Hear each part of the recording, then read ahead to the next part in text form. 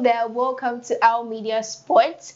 Today we're going to have a preview of a game that we are all waiting for. That's the Manchester City versus Liverpool. So I am Marigold, your host for today, and I'm here with Courage. Yes, Marigold. How are you doing? I'm good. Okay, so Manchester City versus Liverpool. Okay, so what do you think about this game? How do you think this game is going to go?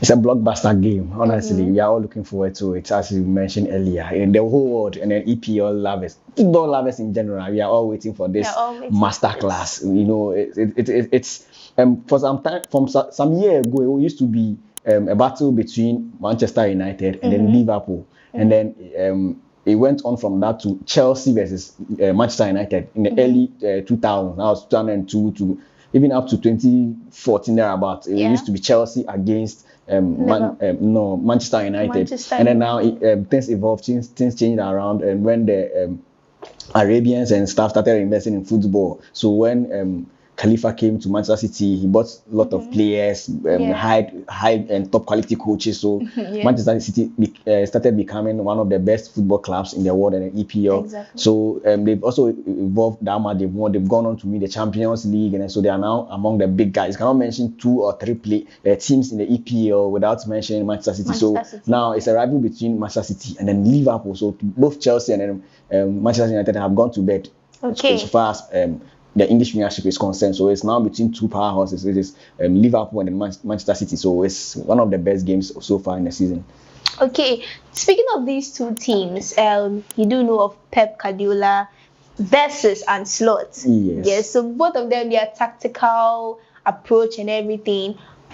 How do you see them meeting? How do you see the whole thing? Pep Guardiola needs no introduction. He's one of the greatest of all time. You cannot mention 5 gaffers since the football emerged without mentioning Pep Guardiola. He's done it all with. He did it with Barcelona, winning treble and stuff. He went to Bayern Munich. He's coached just 3 teams, but then he has a lot of respect, and then he's a high profile coach. So we saw what he did with Bayern Munich, and then coming to Manchester City, transforming the whole team, and then going on to achieve what they've never achieved in their history, the Champions League, and also winning the treble. So he's one coach he should forever remember. But then on the other side, Arne Slot, one of the emerging coaches, because he's not achieved that much, he's not seen that much in terms of professional football. Yes, he's done well. Fair enough, he's been able to achieve certain things in Germany even before moving to England. So in his first season, he managed to win the Premiership. He won the English Premier League in his first season, but then second season has been quite what the fans expected of him. He's been up and down so far. I think the positive thing he picked was his 5-1 win over Eintracht Frankfurt in the UEFA Champions League. And then over the last weekend, he also won 2-0 against emphatic 2-0. That was a very, very good scoreline against one of the top positions you face in the English Premier League, which is Aston Villa. So. But when we talk of tactics, you know, Guardiola, as I mentioned earlier, he needs no introduction. He's the god of tiki-taka. Okay. Pass. So everyone knows Guardiola. So talk of tactical approach, he needs no introduction as well. But then his approach will always be the pass, tactical, like let's pass, let's use the weak points of the opposition to attack them, but then let's keep more possession. But I go to Arne Slot's perspective, he doesn't mind. He doesn't even mind losing possession or whatever. All he needs is the 3 points and then pressing. So he will be putting more pressure on the defense of the Manchester City, and then also make sure that he's able to utilize their wings, which is Cody Gakpo and then Mohamed Salah.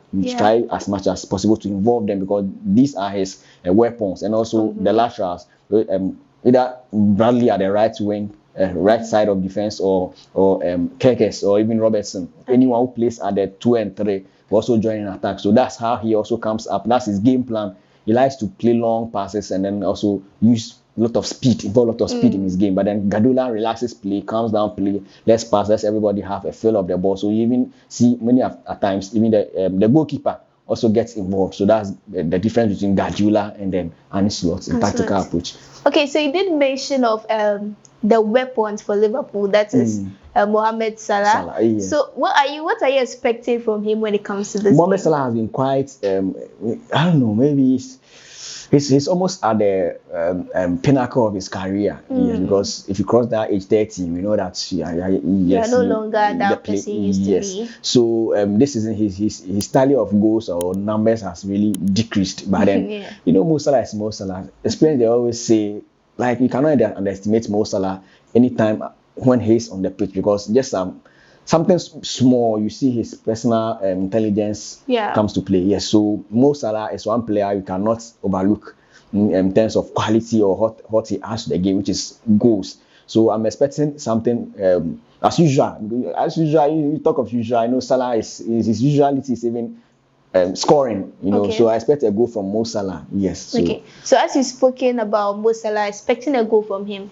but we all know about one of Manchester City's weapons. Okay, he also scores a lot. I think you know what I'm talking about. That's Haaland. So Mo Salah and Haaland, these two people that you know that they score a lot, and you can't underestimate them. Yes. What are you expecting from Haaland? Haaland has 13 goals already in just 10 games. He's chasing his own records. He's trying to break his own records. So that guy is a beast. You know, to be honest, I've never seen a centre forward so much hungry with goals. We've seen Lewandowski, we've seen in recent times, we've seen Harry Kane, we've seen a lot of strikers. But then most Erling Haaland is a special breed. Like, you physically, he's huge. He's huge. He pulls defenders here and there. You see the goals he scored against Bournemouth in their last Premiership game. Like, the least expected is for him to score maybe brace. Even on the day he's not performing, his goals he cannot take away. You might see maybe this moment you think, Erling Haaland, he's not being effective. But the next moment before we see he's shipped in goals. Like, he's just that kind of guy, like a go-to guy, right, in terms of goals, because everything he does now is something that he's already achieved in the past. Yeah. Because 10 matches, 13 goals, this is unusual. You see, and then the next person in line is about 9 goals. Wow. So Erling Haaland, you know, and then this time around he's going to play against a defender like Van Dijk and then Ibrahim Konate. If you see the physicality of Konate and Van Dijk, you know that these are men. But then if you see Erling Haaland also coming closer to you, approaching, so yes, these are men that he's also a man. Yes. And look at his age; he's relatively very, very young. And then the things he's doing, it's very, very difficult for a player to be compared to Erling Haaland in terms of goals, because you see, Cristiano Ronaldo is chasing 1,000 goals. Erling Haaland might even do more than that, because we're just about 8 games into the season and he's scoring 13 goals. So and then gone are the days, players are not even able to surpass the 25 goal mark. But then Erling Haaland in 8 games and then he's scoring 13 goals. So check the average and then the ratio. So this is a guy, he's unstoppable on any day. Yes.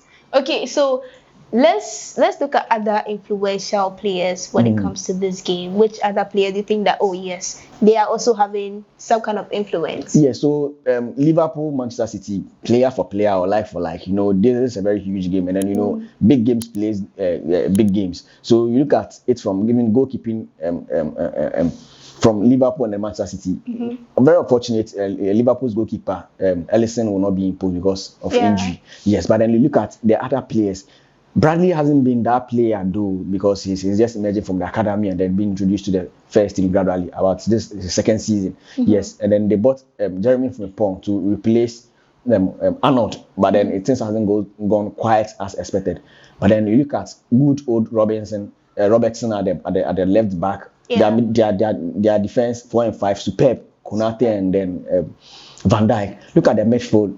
One of the best trio in football recently, because Gravenberch gives you a lot of stability in midfield. Also McAllister, his box to box, and then also Szoboszlai or whoever plays there in midfield. You look at the attack, Cody Gakpo, very brilliant player. Personally, I like him so much. And then also either they go with Ekitike, who has been firing most of their goals this season, or Ishak.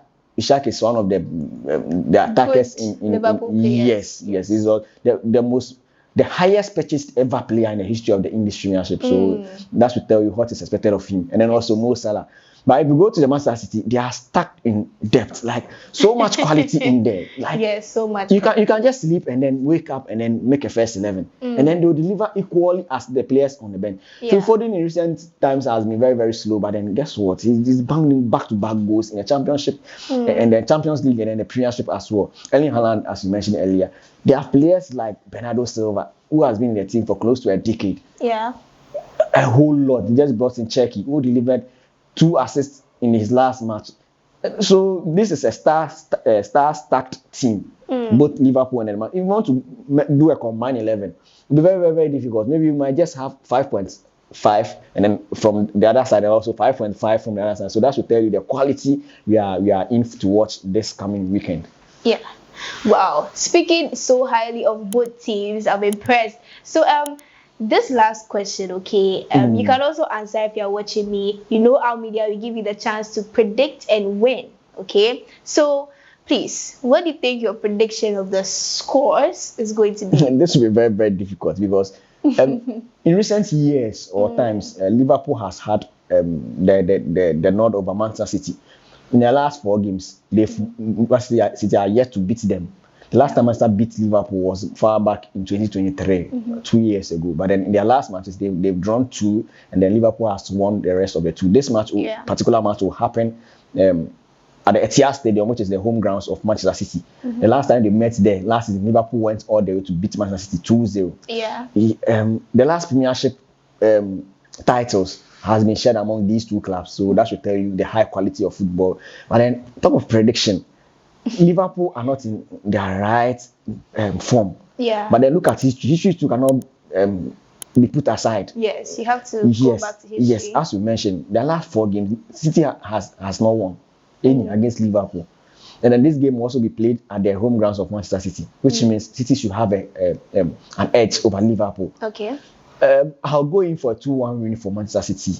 Yes, something is telling me a draw will do, but then I just think a draw could actually do. City are on a fine form, a better form, and then just 1 point separating the 2 on the league log. Yes, the second and third. City are second on a league log with just 1 point between them, and then Liverpool are sitting third. So if City wins, they get a chance of closing in the gap between them and then Arsenal, who are the league leaders. But then if Liverpool also wins, they get to surpass Manchester City, and then also get some few points, maybe closing between them and then Arsenal. So this is a very, very huge match. There's a lot at stake, particularly for this game. So it will be a very, very, very dicey one. But then on any day, I should be going for a draw based on what has happened in the past and then what Liverpool are capable of doing. But then they've not been that good in their past matches here. So I go in for Manchester City winning, and then by the virtue of them playing at home ground, comfortably in front of their 80-something capacity fans. So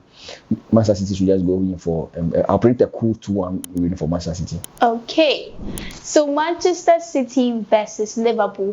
Which team are you rooting for? I would like to know that in the comments section. This is Our Media Sports. My name is Marigold.